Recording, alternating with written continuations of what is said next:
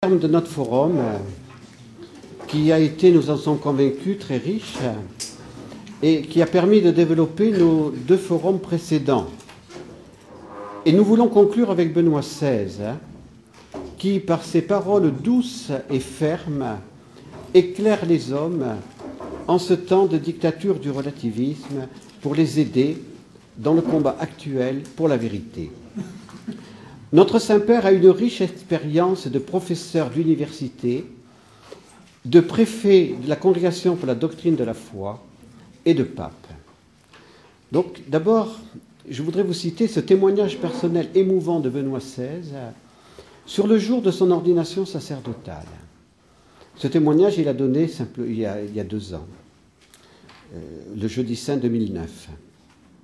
Et ce témoignage nous fait découvrir que le combat pour la vérité, Benoît XVI s'y est senti appelé par Jésus au moment de son ordination sacerdotale. Il dit ceci: « À la veille de mon ordination sacerdotale, j'ai ouvert la Sainte Écriture parce que je voulais recevoir encore une parole du Seigneur pour ce jour et pour mon chemin à venir en tant que prêtre. Mon regard est tombé sur ce passage. Consacre-les dans la vérité. Ta parole est vérité. J'ai su alors, le Seigneur est en train de parler de moi et il est en train de me parler. Le bain dans lequel le Christ nous immerge, c'est lui-même la vérité en personne. Ordination sacerdotale signifie être plongé en lui dans la vérité. J'appartiens d'une façon nouvelle à lui et ainsi aux autres, afin que son règne vienne. » Avec notre Saint-Père, au terme de ce forum, demandons la grâce d'être immergés en Jésus, vérité en personne. Deuxième petit développement, la recherche de la vérité dans son parcours de théologien et dans sa mission de pasteur. Dans son parcours de théologien et de pasteur, Joseph Ratzinger a toujours cherché à être fidèle à sa mission d'homme de Dieu, d'homme de vérité, d'homme d'amour. On peut, sans se tromper, lui appliquer ce qu'il a écrit à la demande de Jean-Paul II dans l'instruction Dominus Jesus en l'an 2000, parce que ce texte révèle vraiment sa passion pour la vérité.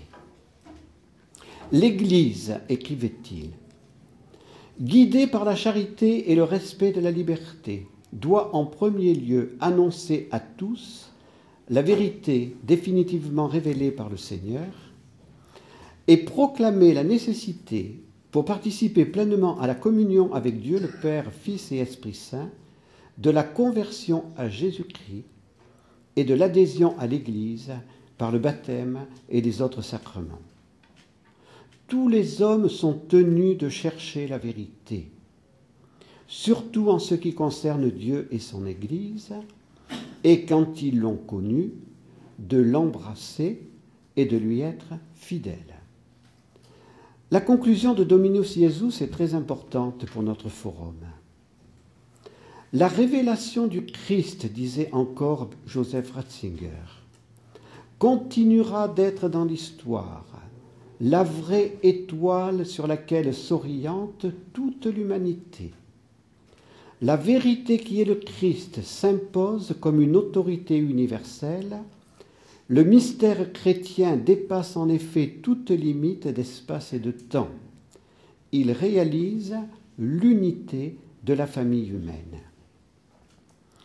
Comprenons-nous en profondeur ce que le cardinal Joseph Ratzinger voulait affirmer. La vérité pour laquelle Joseph Ratzinger donne sa vie est une personne, Jésus, notre Seigneur et notre Dieu. Notre Saint-Père ne craint pas le dialogue avec les autres religions et avec tous les hommes de bonne volonté, à condition qu'ils soient en recherche de la vérité. Et la vérité, pour Benoît XVI, est une, elle s'impose par sa réalité elle-même de vérité, qui est l'autorité universelle. Troisième point, le thème de la vérité dans plusieurs importants discours de Benoît XVI en tant que pape. Donc j'en développerai 4. Premièrement, le voyage apostolique de Benoît XVI aux États-Unis. Avant de donner quelques extraits de ce voyage, il est important de revoir l'homélie de la messe d'ouverture de son pontificat. Ce jour-là, Benoît XVI a demandé le soutien de la prière de tous les fidèles pour ne pas fuir devant les loups. Il était conscient en effet du combat pour la vérité qu'il devrait mener. Il savait que Pilate n'avait pas eu le courage de la vérité, mais que les saints Jean-Baptiste, John Fisher et Thomas More avaient été martyrs pour la vérité. Nous avons donc besoin de la prière de nos frères et sœurs chrétiens pour être de courageux témoins de la vérité. Si le pape a demandé la prière de tous les chrétiens, nous devons nous aussi demander la prière de nos frères et sœurs. Alors, le voyage apostolique de Benoît XVI aux États-Unis a été particulièrement important. Tous ces voyages ont été importants. Mais ce voyage aux États-Unis a été un succès extraordinaire, comme en Grande-Bretagne. Au cours de ce voyage, en 2008, il déclarait aux universitaires « Nous sommes certains de ce que le mystère de l'homme ne s'explique que dans le mystère du Verbe incarné. Mais acceptons-nous la vérité révélée par le Christ ? La foi est-elle tangible dans nos universités et écoles ? La crise de vérité actuelle vient de la crise de la foi. Or, c'est par la foi seule que l'on peut répondre à l'appel de Dieu et le reconnaître comme le garant de sa propre vérité révélée. On ne saurait trouver la liberté en s'éloignant de Dieu. » Donc c'était un discours très ferme, donné aux universitaires aux États-Unis. Benoît XVI disait encore que l'Église devait œuvrer pour que l'humanité parvienne à la vérité-réalité. Vous voyez, vérité-réalité, c'est-à-dire ce n'est pas une idée, afin que la raison soit purifiée et ouverte à la perspective des fins dernières. Il demandait aux enseignants chrétiens de protéger les jeunes du positivisme et de ses limites qui compromettent la perception de la vérité, de Dieu et de sa bonté. Ainsi, disait-il, les aidera-t-on à la formation d'une conscience qui, enrichie par la foi, ouvre le chemin de la paix intérieure et du respect d'autrui. Lorsqu'on ne reconnaît rien comme d'absolu au-dessus de la personne, le moi devient le seul critère d'appréciation et de satisfaction de désirs fugaces. Notre pape a mis en garde contre l'infidélité à la vérité. En appeler au principe de la liberté académique pour justifier des positions opposées à la foi et à l'enseignement de l'Église constituerait un obstacle et même une trahison de l'identité et de la mission de l'université catholique. L'identité catholique est affaiblie et au lieu de faire avancer la liberté, on va inévitablement vers la confusion morale, intellectuelle et spirituelle. Ce discours ne s'adresse pas seulement qu'aux Américains. Avec les jeunes Américains, Benoît XVI est encore revenu sur le thème de la vérité. La manipulation de la vérité dénature notre perception de la réalité et trouble notre imagination et nos aspirations. Souvent, la liberté est revendiquée sans qu'il ne soit jamais fait référence à la vérité de la personne humaine. Cela s'appelle le relativisme. Je pense qu'on en a beaucoup parlé pendant cette session, ce forum du relativisme.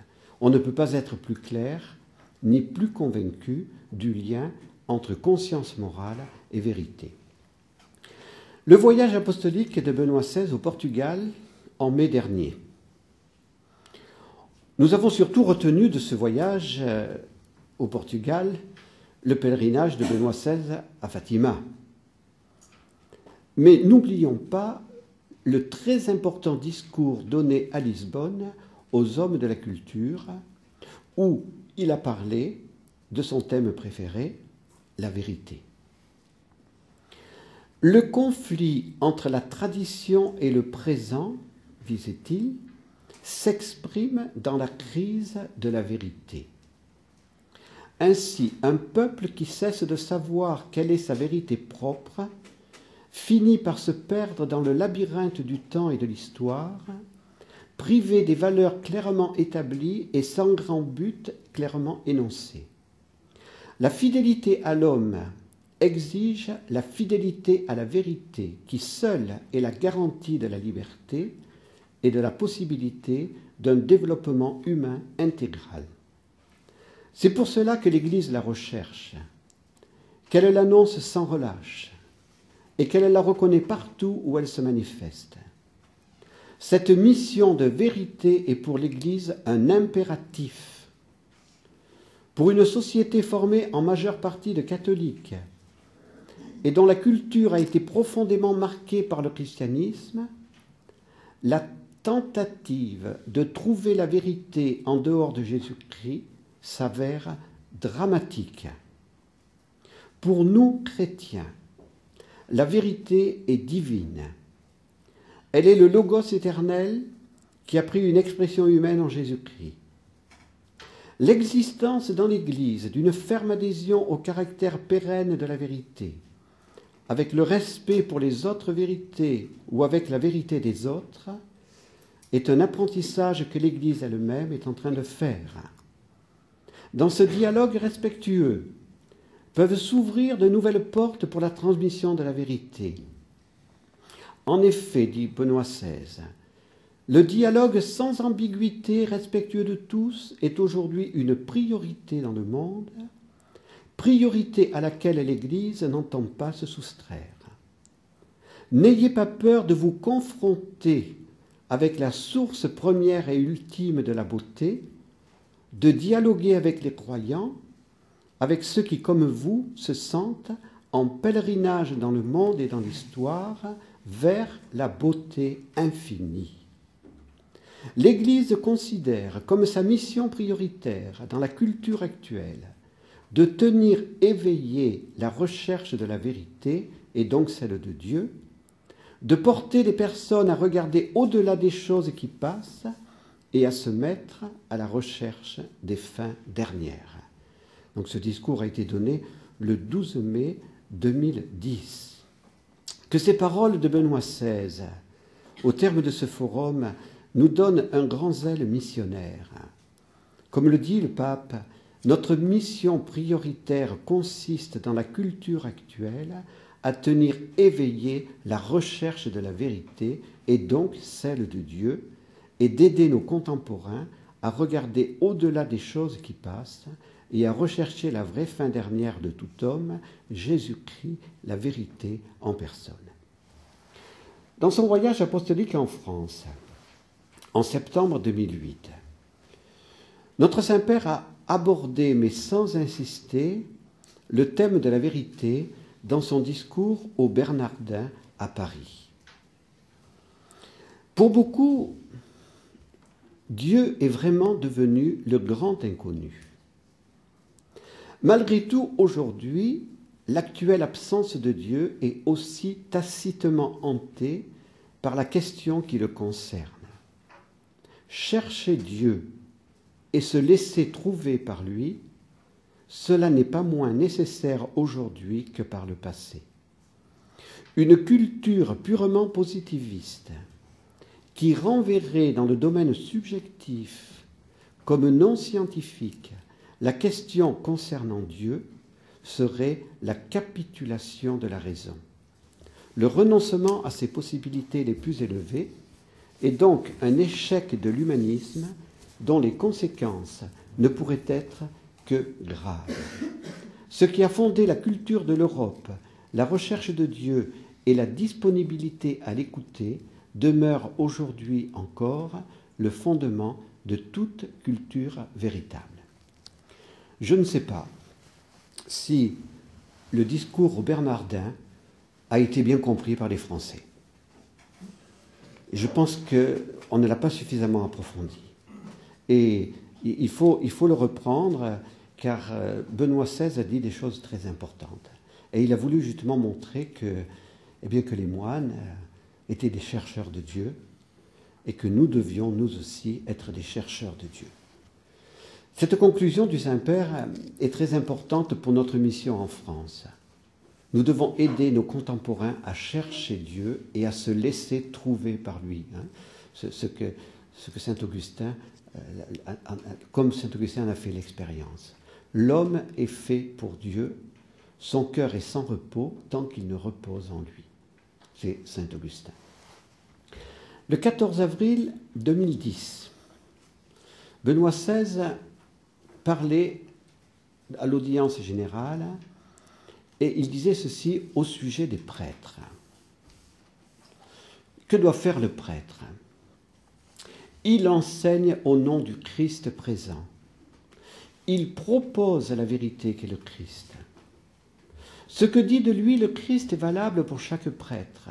Ma doctrine ne m'appartient pas. C'est la voix et la parole du Père. Ainsi le prêtre doit agir sans proposer ses idées, mais ce qui vient de la bouche et du cœur du Christ, en présentant l'unique doctrine qui a donné forme à l'Église et à la vie éternelle. L'enseignement que le prêtre est appelé à offrir, les vérités de foi, il doit les vivre et les exprimer intensément. Souvent, la voix du prêtre semble résonner dans le désert, et c'est là sa force prophétique, celle de ne pas se laisser homologuer par les cultures ou mentalités dominantes. Ainsi montre-t-il la seule nouveauté en mesure de renouveler l'homme en profondeur, de lui montrer que le Christ est vivant et que Dieu nous est proche et qu'il agit au cœur du monde. Un autre enseignant du pape, mais je n'ai pas relevé la date exacte. Vous le retrouverez à un endroit, mais je n'ai pas relevé la date, pardon. La vérité et l'amour sont deux visages du même don qui vient de Dieu et qui, grâce au ministère apostolique, est conservé dans l'Église et nous parvient jusqu'à aujourd'hui. À travers le service des apôtres et de leurs successeurs également, l'amour de Dieu Trinité nous rejoint pour nous communiquer la vérité qui nous libère. Tout ce que nous voyons dans l'Église naissante nous encourage à prier pour les successeurs des apôtres, pour tous les évêques et pour tous les successeurs de Pierre, afin qu'ils soient vraiment ensemble gardiens de la vérité et de la charité, afin qu'ils soient en ce sens vraiment des apôtres du Christ, pour que sa lumière, la lumière de la vérité et de la charité, ne s'éteigne jamais dans l'Église et dans le monde. Ce que notre pape dit du prêtre vaut aussi pour tous les baptisés, qui sont tous appelés à participer à l'évangélisation. Nous ne devons pas avoir peur de proposer la vérité qu'est le Christ. Ce ne sont pas nos idées qui sont importantes, mais la vérité qu'est le Christ dont nous devons témoigner. Le pape vient de donner un message important le mois dernier pour la dernière journée de la communication. Je ne peux pas tout vous le lire parce que ce serait trop long, mais ce texte nous montre combien le pape est actuel et moderne, et combien le pape est présent dans toutes les arènes du monde d'aujourd'hui, et particulièrement dans le monde numérique. Et il dit des choses très intéressantes sur ce monde numérique, et particulièrement il est dit aux jeunes. Transmettre des informations signifie toujours plus souvent les introduire dans un réseau social où la connaissance est partagée dans le contexte d'échanges personnels. La claire distinction entre producteurs et consommateurs de l'information est relativisée et la communication tendrait à être non seulement un échange de données, mais toujours plus encore un partage. Cette dynamique a contribué à une appréciation renouvelée de la communication, considérée avant tout comme dialogue, échange, solidarité et création de relations positives. Et nous sommes, c'est vrai, dans une charnière actuellement, hein, puisque il y a plus d'un certain côté le pouvoir de celui qui informe, puisque avec Internet, nous sommes tous informés et informateurs. Mais en même temps, il y a les dangers, il y a les limites. Benoît XVI le voit bien. La partialité de l'interaction, la tendance à communiquer seulement quelques aspects de son monde intérieur, le risque de tomber dans une sorte de construction de l'image de soi qui peut conduire à l'autocomplaisance. Mais en même temps, Benoît XVI encourage les jeunes à utiliser ces outils modernes pour être témoins de la vérité. Il faut que cette vérité, nous la fassions passer dans le web. Hein. Vous voyez, le pape est moderne, il parle même de social network. Bon, tout ça, ça me dépasse un petit peu. Je suis encore moins moderne que le pape. Donc, vous voyez, le pape nous dit, dans ces nouvelles technologies, eh bien, nous devons là aussi transmettre la vérité. J'invite surtout les jeunes à faire bon usage de leur présence dans l'arène numérique. Alors attention, parce qu'une arène, c'est le lieu où il y a le combat des... Bon, donc soyez du bon côté du combat. Je leur renouvelle mon rendez-vous à la prochaine journée mondiale de la jeunesse de Madrid, dont la préparation doit beaucoup aux avantages des nouvelles technologies.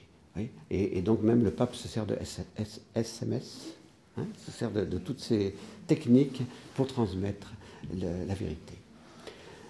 Les actes de Benoît XVI qui révèlent sa passion pour la vérité. Et ça, je crois que c'est très important à le souligner.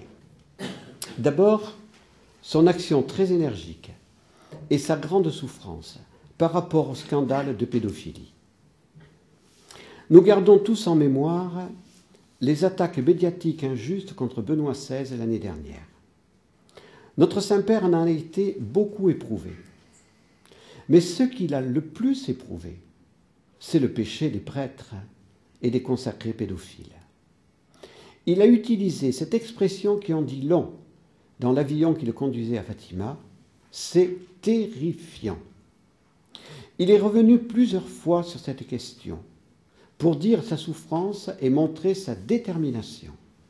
Sa lettre à l'Église d'Irlande et d'autres interventions sont suffisamment claires.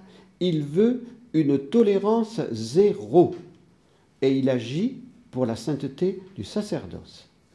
Il a consacré 2 fois, comme je l'ai déjà dit, les prêtres au cœur immaculé de Marie l'année dernière.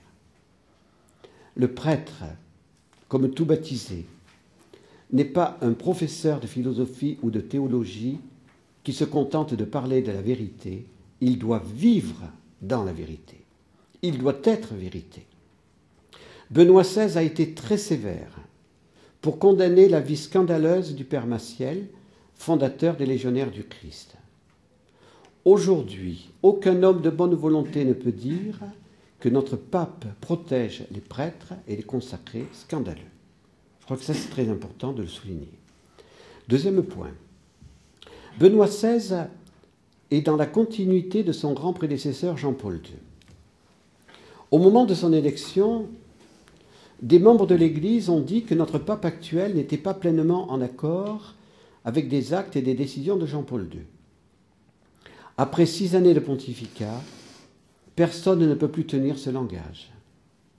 Benoît XVI n'a pas peur de rencontrer les hommes politiques et les hommes de culture, quelle que soit leur tendance, et il va les rencontrer dans les lieux où ils ont l'habitude de se réunir. Il sait leur tenir des discours qui les touchent et les font réfléchir, et il témoigne toujours de la vérité. Il n'a pas peur de rencontrer des responsables religieux dans leur propre lieu de culte. Comme Jean-Paul II, il est entré dans des synagogues, il est entré dans des mosquées. Il n'a pas peur de convoquer tous ceux qui prient Dieu à Assise en octobre prochain, car il considère que l'acte de Jean-Paul II en 1986 a été un acte réellement prophétique. La prière pour la paix, même si elle ne peut pas être aujourd'hui encore une prière commune, permet aux hommes religieux de se respecter et de travailler à la vraie paix. Notre Saint-Père n'a pas peur de rencontrer, chaque fois qu'il le peut, nos frères chrétiens, orthodoxes et protestants. Il ne transige jamais sur la vérité, mais il agit avec beaucoup de charité, car la vérité historique nous oblige à constater que nos frères et sœurs qui ne sont pas aujourd'hui en pleine communion avec nous ne sont pas responsables de la division actuelle des chrétiens. L'œcuménisme et le dialogue interreligieux demandent beaucoup de patience, de persévérance et de confiance et d'amour, mais ils ne sont possibles qu'à une seule condition, que tous soient en recherche de la vérité. Troisième point, son action de prophète de la doctrine sociale de l'Église. Dans cette action, il est évident que notre pape, à la suite de ses prédécesseurs, n'est mu que par la passion de la vérité. Sa dernière encyclique a été admirée par tous les hommes politiques de toutes tendances confondues. Caritas in veritate, l'amour dans la vérité. Notre pape ne prétend pas donner des leçons aux responsables politiques. Il est conscient, comme le disait ce matin, de la complexité de la crise économique. Il n'a pas de recette magique à donner. Il renvoie les responsables politiques et sociaux à leur grâce d'État, à leurs compétences. Il se contente de donner les principes de la doctrine sociale de l'Église qui sont fondés sur la dignité de la personne humaine et son fondement ultime qui est Dieu. Le titre de son encyclique est tout un programme, le programme de vie et de passion de Benoît XVI, l'amour dans la vérité. Quatrième point, le livre Lumière du monde. Et je trouve que ce livre est très éclairant. Benoît XVI, dans ce livre, donc c'est pas lui qui l'a écrit, c'est bien sûr le journaliste allemand qui l'a écrit d'une façon très brillante. Le journaliste a fait le très gros du travail. Benoît XVI dit avec humilité et vérité qu'il n'est pas infaillible dans la vie de tous les jours. Le pape est infaillible, dit-il, lorsqu'il enseigne les vérités de foi et de morale, qui sont tout simplement les vérités de l'Église universelle, lorsqu'il transmet le trésor de la révélation reçue de Jésus. Mais en dehors de ces enseignements donnés avec autorité, notre Saint-Père agit en utilisant sa raison, en priant et en demandant conseil à ses conseillers. Il est très éclairant de constater dans ce livre combien ses pensées ne sont pas tranchées, en ce qui concerne l'avenir des légionnaires du Christ par exemple, mais combien il a le souci de permettre à tous les membres de cette communauté de pouvoir servir Jésus et l'Église dans la vérité. Autre point. Il est important de dire que l'image que l'on avait répandue sur le soi-disant Panzer cardinal était fausse. Et notre pape actuel a dû beaucoup souffrir de cette fausse image qu'on avait répandue sur lui. Mais comme il était au service de la vérité, pour lui, ce qui était important, c'est de toujours servir la vérité.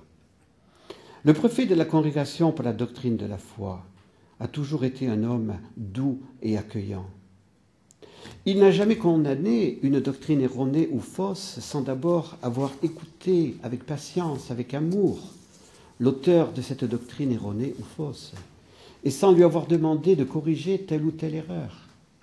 Ce n'est qu'après un long dialogue, après l'obstination de l'auteur, que des condamnations ont eu lieu. Mais il faut bien reconnaître que ces condamnations ont été très peu nombreuses. Benoît XVI a toujours vécu le dicton « errare humanum est, perseverare diabolicum est ». Donc, ça ne devrait pas être utile de vous le traduire, je vous le traduis. Errare humanum est, se tromper est humain, persévérer dans l'erreur est diabolique. Donc tout le monde peut se tromper. Et donc notre pape a toujours eu un très grand respect pour les personnes qui se trompaient. Tous ceux qui sont entrés en dialogue avec lui sont obligés de le reconnaître. Comme je vous l'ai dit ce matin, après son voyage historique en Angleterre, tous ont témoigné qu'ils avaient découvert en Benoît XVI un ami et un père, et que notre pape n'était pas du tout cet homme dur et intransigeant qu'on leur avait représenté. Le courage de Benoît XVI pour annoncer la vérité sans tenir compte des modes. Et là aussi, je trouve que c'est important. Benoît XVI est libre. Voilà, il est libre. Jusque dans la façon de se vêtir, mais comme là aussi il est obligé de tenir compte des réactions. Il y a un temps où il faisait froid, eh bien, il a tout simplement repris un chapeau rouge qui avait servi au pape quand il faisait froid. Mais comme il a vu qu'après ça a fait toute une histoire pour dire ça y est, il est allé ressortir le chapeau de Léon XIII ou je ne sais pas trop quoi, eh bien donc il a évité de le reprendre. Mais tout simplement parce qu'il est libre, puis c'est tout. S'il veut reprendre... voilà, donc nous avons un pape qui se moque des modes. Voilà. Parce que les modes passent, mais la vérité demeure. Donc sous le pontificat de Jean-Paul II, le cardinal préfet de la Congrégation pour la doctrine de la foi a toujours été l'objet des critiques. Chaque fois qu'il fallait rappeler avec fermeté la doctrine de la foi, c'était Joseph Ratzinger qui était au cœur du combat. Alors je ne veux pas dire que Jean-Paul II a mis son préfet, on peut dire, comme, pour l'envoyer au charbon. Bon, mais d'un certain côté, c'est ce qui a permis d'en faire un pape aussi, parce que les cardinaux ont eu confiance en lui. Voilà. Joseph Ratzinger n'a jamais reculé pour obéir aux demandes de Jean-Paul II. Au cœur de l'an 2000, eh bien Jean-Paul II a voulu que Joseph Ratzinger rappelle la vérité sur le mystère du Christ et de l'Église dans cette instruction appelée Dominus Jesus. Ce texte Dominus Jesus a valu à Joseph Ratzinger des critiques incroyables. Et des critiques incroyables qui ne sont pas venues de l'extérieur de l'Église, mais qui sont venues de l'intérieur, de théologiens qui aujourd'hui enseignent dans l'université catholique. Alors on se demande pourquoi d'ailleurs ces critiques. Benoît XVI a tout simplement rappelé que Jésus était la personne divine du Fils de Dieu, et qu'il était le seul sauveur, et que le Verbe de Dieu ne s'est pas incarné plusieurs fois dans plusieurs hommes religieux, comme certains voudraient aujourd'hui nous le faire croire. Le Verbe de Dieu ne s'est incarné qu'une seule fois en Jésus. Et Joseph Ratzinger a rappelé l'unicité et l'unité de l'Église. Et rappeler aussi que l'Église fondée par Jésus, elle subsiste dans l'Église catholique. Alors pourquoi ces critiques contre le pape, contre Joseph Ratzinger à ce moment-là? Ça montre justement qu'il y a une certaine crise dans l'Église qui n'est pas encore surmontée. Joseph Ratzinger n'a pas reculé pour la rédaction du catéchisme de l'Église catholique et pour le compendium. Et là aussi, quelle tristesse de voir que le catéchisme de l'Église catholique n'est pas encore transmis dans la catéchèse comme cela devrait être. Joseph Ratzinger n'a pas reculé pour rappeler la vérité sur l'embryon humain. Et en tant que pape, il n'a pas reculé pour demander à tous les évêques du monde, au début du dernier Avent, une veillée pour la vie. Et là aussi, vous voyez, c'est une étape très importante qu'on est en train de réaliser. Parce que dans tous les diocèses du monde, bon gré, mal gré, il y a eu des veillées pour la vie. Voilà. Et donc, et puis, vous voyez aussi le dernier cadeau qu'il nous a fait. Il y avait des évêques qui avaient peur de venir marcher pour la vie à Paris le mois dernier, en se disant oui, mais on ne sait pas. Ben maintenant, on sait, Benoît XVI est pour. Voilà. Et il a béni tous ceux qui participaient à la marche pour la vie. Comme Jean-Paul II, il ne reculera pas pour rappeler la vérité sur la famille dans le plan de Dieu. Et pour dire un dernier mot sur Benoît XVI, eh bien, nous pouvons l'appeler le collaborateur de la vérité dans la douceur de l'amour. Je pense que le démon a très peur chaque fois que Benoît XVI va faire un voyage. Parce que finalement, quand il est en contact avec les personnes, on ne peut plus défigurer sa personnalité. Il est là. Donc, sa douceur dans ses paroles, eh bien, fait fondre la glace.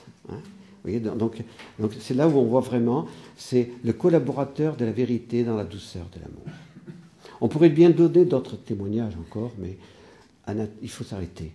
Hein. Comme on dit dans philosophie, à un moment donné, il faut s'arrêter. Bon, alors on conclut. Notre forum est vraiment un thème d'actualité. Il faut aider nos contemporains à retrouver la vraie nature de la vérité. Le monde dans lequel nous vivons n'est pas le fruit du hasard et de la nécessité, nous l'avons dit, mais il faut le répéter. L'homme n'est pas le produit de l'évolution aveugle. Les penseurs grecs avaient bien compris cela. Le monde est intelligible, il est animé par le logos divin. C'est cette animation par le logos qui permet d'affirmer qu'il n'y a pas de contradiction entre foi et raison. Le logos qui éclaire la raison humaine est le même logos qui s'est incarné en Jésus. Toute la pensée de Benoît XVI trouve là son fondement. Il ne craint donc pas le dialogue et les controverses universitaires, à la condition toujours que l'on soit animé par la recherche de la vérité. Si l'on n'est pas en recherche de la vérité, on risque de devenir esclave d'une idéologie et dictateur de cette idéologie que l'on veut imposer aux autres. Ce forum a été vécu, comme les deux précédents, dans un esprit de famille, et nous en rendons grâce à Dieu. Nous vous invitons, pour ceux qui n'ont pas participé aux deux premiers forums, à prendre connaissance des actes qui sont importants sur l'urgence de l'éducation et celui de l'année dernière sur le rapport liberté-loi. Et cela vous permettra de mieux comprendre la complémentarité entre nos trois forums et vous donnera l'envie de participer à la session de ce prochain mois de juillet, en ce même foyer de Sens, sur la très importante encyclique de Jean-Paul II, Veritatis Splendor, la splendeur de la vérité. Comprenons-le, la vérité n'est pas seulement la vérité logique d'une proposition, l'homme est un animal raisonnable. La vérité n'est pas seulement la vérité de notre jugement, cet être de mon expérience est bien un homme et non un animal.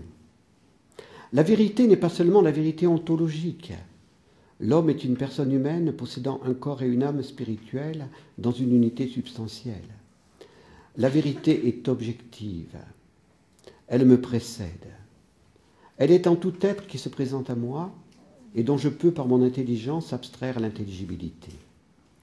Avec saint Augustin, cette vérité, je dois la poursuivre avec passion, car mon intelligence a soif de connaître.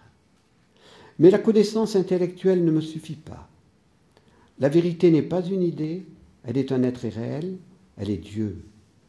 Gandhi et Benoît XVI se rejoignent sur ce fondement, dont nous devons être les témoins dans tous les aréopages de l'humanité moderne. L'urgence des urgences est le retour de Dieu dans le cœur et l'esprit des hommes, mais aussi dans les sociétés, car Dieu est le créateur de tous. Il est amour, vérité, bonté et beauté. La personne humaine ne sera comblée que lorsqu'elle sera totalement immergée en Dieu et qu'elle connaîtra le bonheur éternel. La conscience morale qui me commande de faire le bien et d'éviter le mal est donc bien un nouveau don de Dieu pour ne pas me tromper de route sur le chemin de la vérité, sur le chemin du ciel. La vérité qu'est le Verbe de Dieu incarné, Jésus, appelle tous les hommes, m'appelle, moi, personnellement, à me nourrir de sa sagesse, à m'ouvrir à lui, qui est voie, vérité et vie. Soyons donc les témoins enthousiastes de ce mystère et demandons à Jésus de faire de nous les témoins de la splendeur de la vérité qu'il est éternellement.